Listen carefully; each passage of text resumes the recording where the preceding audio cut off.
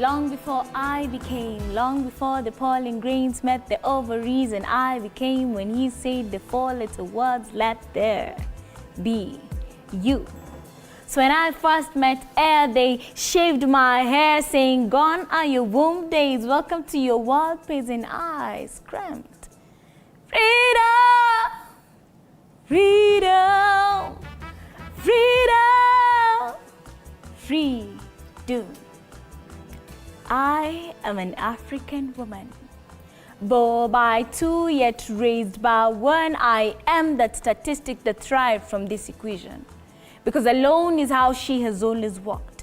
In this narrowed path with broadened thoughts, I see her lowering her pace and fastening her laces just to give us the very best. Because alone is how she has always walked when he drooled over his pants and swung that stool to her direction, but she picked that broom and swept the bad omen away. And we began living in pieces amidst their tiny disentangled parts. See, it was not easy. Rain showers did drop, but our hearts bled not, because she taught us the beauty of strength. With her hands on our palms, eyes fixated on our own, she was our reassurance. With minds illuminated, taught us that the sun rays never discriminated, taught us to spot light in darkness. I remember those days when we used to dance. Mama way, mama way, mama way, mama way, mama way, mama way, mama way, mama way. If you're watching me, cheza kidogo, cheka kidogo, cheza kidogo. Because I remember those days when the society smacked you on the face. Heaps of responsibilities led to depression, a null hypothesis proven. Too much negativity spread on our history, yet again, another null hypothesis proven. 6 years down the line, still stuck on this poverty lane, it's again, another null hypothesis proven. But Mama, you reminded us the human words were just like the mist. Because alone is how she has always walked. In this narrowed path, she had to have wisdom. Because questions like this never missed. At 10, questions be like, ukona baba kweli, do you even know how your mama looks like? At 15 to 19, questions be like, uko sure na get married? Are you sure you're gonna be submissive to your husband? It's funny how these questions married with age. Asante sana, you know what I mean, yeah. Nimeelewa, nimesikia freedom, nimesikia na pants, na nimesikia pia na strength. Huyu anaitwa Spontaneous the poet, ama mshairi, amemwaga umombo kweli kweli katika sanaa yake ya maneno na amefika katika majukwaa makubwa ya kimataifa. Leo atatema cheche kuhusiana na safari yake, kwa nini akaamua kufanya sanaa ya maneno. Je, kuna kitu ndani yake? Kuna jambo lililotokea ama ni kwa raha zake? Haya, ukistaajabu hayo, namkaribisha hivi sasa mabibi na mabwana, huyu bwana Willie Oeba. Yeye pia ni mshairi wa kimataifa na sanaa yake zaidi anataka haki kwa wale waliopoteza maisha pamoja na mambo mengine. Hebu tupatie kionjo kwanza wa kutambua wasiokujua, alafu kazi itapata kuwaka. Dear God, at times so ni blessed hadi nasikia kukushow God bless you. Over time umesucceed kuni make happy, I wanna say I'm proud of you. Kuna vitu most zimehappen kwa life yangu, looking back that must have been you. So waambie hata waandike Nairobi in small letters, bado ni capital. Waanze biashara ndani ya Nairobi, bado wanahitaji kutafuta capital. Caps lock kwa computer language ni capital, kupigana law kahitaji capital. Ndani ya menje ya city offense bado ni capital. Juu pesa ya kisima waliiba, and that's the damn truth. Sudden death is viewed kama spoiled votes, that's the sad truth. Hakuna food, shelter, hata clothing, that's the naked truth. Mayouth hawana fare kwenda job interview, politician weekly na kusumbua mafuta ya ndege, that's the plain truth. Life ain't easy, that's the hard truth. It's not about sagging drugs when I create my wasted youth. Inchi machef hawezi afford ile food wana cook. Domoptician wanalipo hawezi hata piga look. Kill sin to see God, hata mtoe tithe aje ticket ya heaven and unuliwi my mook. Itakuwaje crazy za tajiri ni intellectual lakini cry za maskini kwa masikio justice ni kelele. Itakuwaje mna believe in me na nikicheza kimimi mnashikwa na kiwewe? Itakuwaje mnaninyima opportunity ya kazi lakini kwa club mnataka nipewe? Na effect ya nguvu ya thao inafika malinduri ya mnyonge iwezi fika. Ballot box na DSTV zinafika malidisha iwezi fika. Watoto na lala njaju mulikunywa na pesa ya kula na vizuri mnajua pombe iwezi lika. Wanasiasa pia wanadanganya. Si movie peke yake ni kutriki. Ukisaidia rafiki yako pesa yako unapoteza rafiki yako na pesa yako. Wonder why you are broken. Na ile tu ile unaenda ukiwa na manzi yako ukiwa peke yako wewe huwezi jipeleka. Unatafuta mapenzi wapi na wewe mwenyewe umeshindwa kujipenda. Jesus alibetraywa na kiss. Woko hapo unajichocha juu ulipewa hug. Makofi jamani. Makofi tena kwa kilo. Mimi spoken word yangu moja nilikram it, whatever happens to the values of humanity, whatever happens to the fairness and equality, instead of spreading love we're spreading animosity. Hapo ndio mwisho wangu. Kali hiyo. Nadhani mtazamaji una enjoy na tunafanya mambo angalau ladha tofauti. Sasa leo tumekuletea karibu hawa wenye vipaji vikubwa vya sanaa ya maneno. Na hakika nyinyi pia ni vioo vya jamii kwa sababu mnatumika pakubwa kutuma ujumbe. Sawa? Yeah. Sasa wakisema wenyewe ladies first, sio? Tuanze na Spontaneous. Hebu kwanza niambie jina lako la kitambulisho. Okay. Rachel Stephanie Akinyi. Ndio jina langu. Nimekusoma kidogo kukujua zaidi. Maanake wa Kenya wengi wanakujua na una wafuasi wengi sana. Sasa ili swali langu, wewe najua pia ni mwimbaji na pia unatumia kipaji chako cha sanaa ya maneno.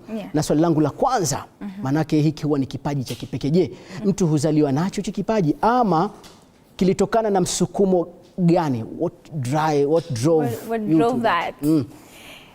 To be honest, mimi nilikuwa nafikiri I was going to be the next Mariah Carey, so nilikuwa najua mimi nitafanya tu muziki. Ndio. But then that was in 1998 when I had a teacher alikuwa Mrs. Otieno. I don't know kama aliona ni kama naweza fanya poetry because nakumbuka yenda alini introduce to poetry. Na kitambo nilikuwa nasema poetry is for people who live in their own world. I never thought nitakuwa kwa situation kama hiyo. Ndio. But then nakumbuka the first time alinipatia piece ni cram, nikakata, nikarudi chuo, akanichapa. The second day nikakata, nikachapwa.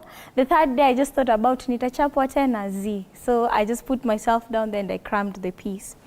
But then after here, then I nearly get chance ya kwenda drama and music festival and I realized kumbe neza travel out of school with the same thing.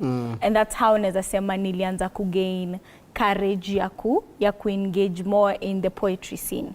So for me that's how it started. Neza musema poetry ilinichagua. Sikuichagua. Ilikuchagua. Ilinichagua. Mwalimu wako anaitwa nani? Mrs. Otieno. Sasa hivi yuko wapi? Hata mimi nashangaa yuko wapi. Kama uko hapo unasikiza. Thank you. Acha nikwambie. Tell me. Kwa viwango vyetu, wewe ni zaidi ya Mariah Carey. Tunajivunia wetu wenye vipaji vya kipekee. Thank you. Hongera sana. Makofi jamani. Asante sana.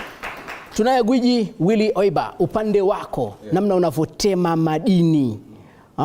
Maneno mazito. Umesema kwamba hata Nairobi wakaandika na small letters, bado itaendelea kwa capital city.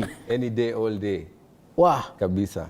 Hebu niambie na upande wako, ili bonga la kipaji. Ulipewa na mama na baba yako, ulirithi ama kilitokea tu?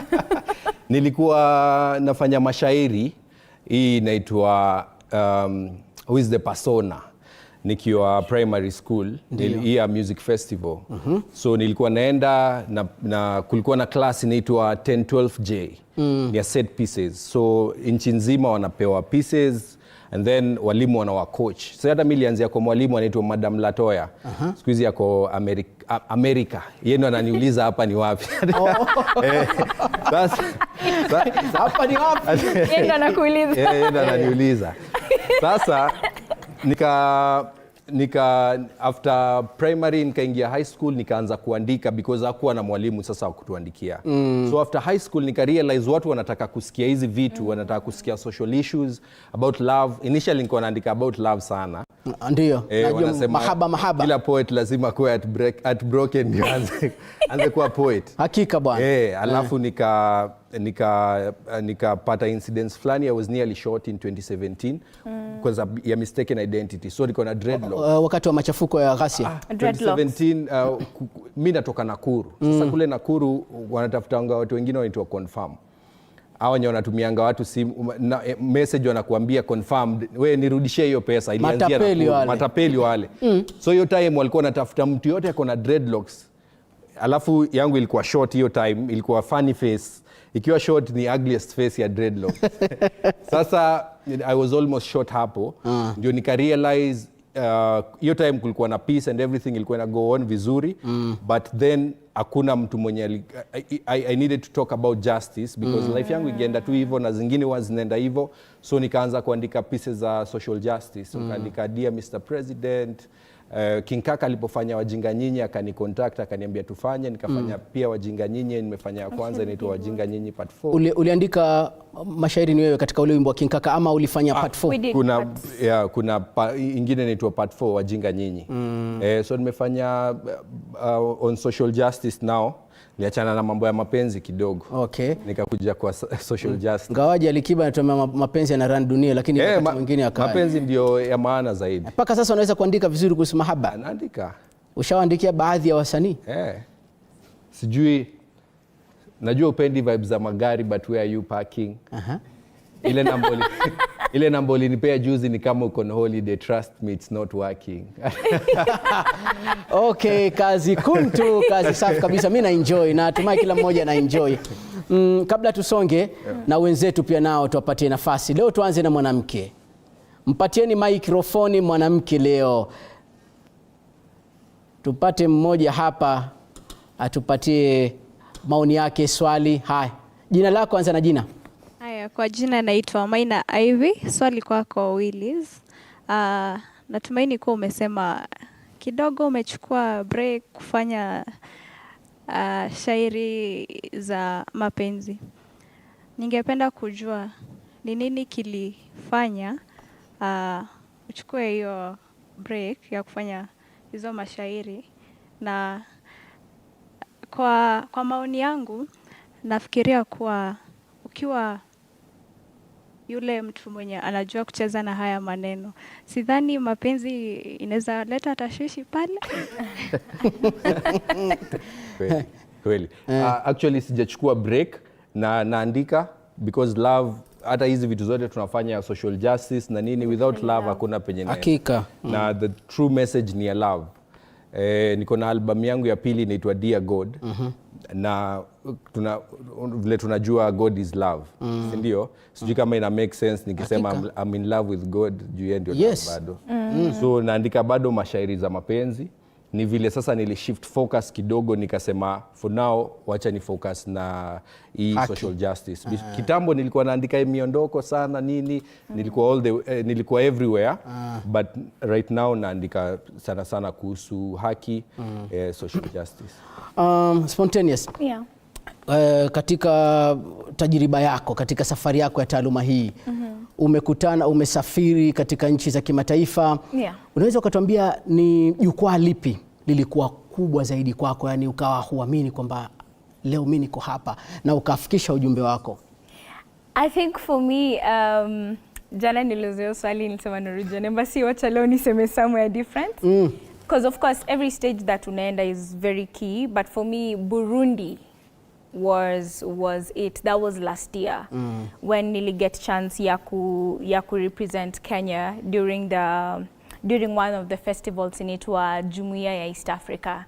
And the reason why for me ilikuwa big deal ni juu nimekuwa nikisikia sana story ya kina Mrisho Mpoto, nimekuwa nikisikia different likes of artists within the South Africa, Uganda, and kupata opportunity ya kukua nao. And the fact that, you know, for a long time wanasemanga people will remember how you made them feel, not necessarily what you said. Venye nilifika pale, watu wanazungumza Kinyarwanda, wanazungumza French na wana mix na Kiswahili. So imagine hizi lugha zote tatu zimekuwa pamoja. So Burundi ndio conversation wako nayo. Wewe umeenda pale unazungumza Kimombo nini and una imagine you can't change your piece because you already had like a 30-minute set yenye ulikuwa umejipanga nayo. So for me that was an opportunity ya ku experience authenticity na genuineness, because kila mtu ata relate na your truth. Ukiwa genuine na words zako wasi wata relate. So regardless of whichever language unatumia ili speak. And I remember nikitoka stage nikijishuku kidogo nikifikiria. Walikuelewa? Walinielewa, you know. But then kupata wasi wanakuja na kuambia hakika. You know, so for me, for the first time, it made so much sense that doesn't matter necessarily which language you speak, but ukiwa open and honest about what you're saying, everybody will relate. Sawa. Washikaji, swali kwa mwingine, maoni, swali, pendekezo. Unaanza na jina. Naitwa Mugi Wycliffe. Ningetaka kumuuliza maswali 3. Ya kwanza ni is your profession paying? Ya pili ni what do you aim to achieve? Okay. For example, shika mic vizuri tukusikie. Sawa. For example, we know poets like kina Maya Angelou, Charles Bukowski. What do you aim to achieve? Maybe ukiwa 60 years utaangalia uone ulifanyanga kitu. Another question ni, for example, tunaona siku hizi most of the artists ndo at least ukue unajulikana, lazima at least ukue una expose some parts of yourself. Maybe kama ni musicians, kama ni wanawake ama maboy, lazima at least uji-expose your body. How do you maintain your lane? Maybe unajifunika tu hivyo, and is it a challenge? Okay. So I think I'll go first. Is my profession paying? Yes, it is. I am a living truth that I have actually been able to pay a number of my bills by being a spoken word artist. But also I have chenye nime appreciate ni as you build your brand, unaweza divert, you know. Like you can either earn through being an author. Unaweza decide kazi yako ni kuandika 2 books. I think I even carried 1. Kuandika books and you actually sell them and they actually tuweke tukione kitabu. Okay. Give the woman her flowers. Kwa kamera yako. Yeah. Mpatie mwanamke maua. Mpatie mwanamke maua. Yes. So you can actually be an author, or alternatively unaweza tumia sauti yako as a voice over artist, or alternatively unaweza kuwa influencer on the billboard. So the whole idea is build your brand to a point that people can actually trust the work that you do. In terms of the second question when you muuliza in terms of followership, I will not lie to you. I give it to Oeba for having like a huge followership. Personally, I don't necessarily have a huge followership. But intent yangu ni craft yangu inaenda wapi. You know, I have been able to get gigs because of recommendations. Someone listens to your art, because personally I also do stuff na activism, using art for social change. So the fact that ni may stick to the same line consistently, people are able to buy. Usiwaidanganywa ati hakuna mtu anaweza buy art yako regardless of the followership and all that, because me I'm a living truth. I may not have the following that people expect, but does not mean that I'm not doing kazi yenye nafanya na nimeona ikilipa. Okay. So, and then thirdly, the question about dressing. I have personally sijai kuwa na pressure ya dressing. Do you know what you stand for? For instance, me I stand for social impact. Nikifanya, for instance, piece yenye nilikuwa nimefanya saizi, it was appreciating single parents because I was raised by a single mom. So ninajua vizuri mali content yangu inaelekea. So dressing ina depend brand yako unataka show nini, because I know right now if I start dressing skimpily, hakuna venye nitaweza kufanya shows corporate, nitaweza certain corporate spaces. Heshima na hadhi yako. You know. So I guess ina depend tu kama msanii unataka kuonwa aje. And for me, it's very important to like come prepped, come as a role model, you know. and not try and follow the cloud. Sawa sawa, mmesikia, si lazima makiki na mahadithi ndio mpate kujulikana. Wewe amini na kile ulicho nacho, alafu maisha yatasonga. Mjomba kabisa, nimeangalia ndula uliopiga, kama si shilingi 10,000 itakuwa ni 15,000 na mavazi yako uliopigilia hapa. Hii inamaanisha kwamba usanii si haba, tunapata riziki na maisha yanasonga. Hebu niambie upande wako wewe, jukwaa gani lile uliitwa ukapiga mpunga wa maana, na kama inawezekana tuambie ni ngapi, kwani iko nini? I know. Mungu anasaidia. Mpunga ni hela.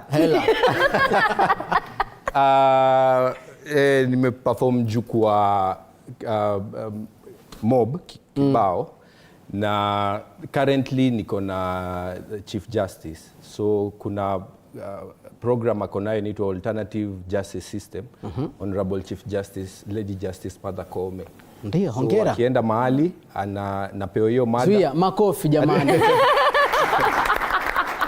Akienda mahali napewa hiyo mada, alafu napiga show pale kuhusu hiyo mada. Bado Kitita niliperform pale Swedish Embassy last year. Kitita ilikuwa sawa, lakini hapo pengine Mungu anasaidia. Mungu anasaidia. Hii cargo nimevaa ni brand yangu inaitwa Oebaism. Unauza mwenyewe? Nauza mwenyewe. So niko na cargo, niko na hood, niko na sweatpant, niko na t-shirts.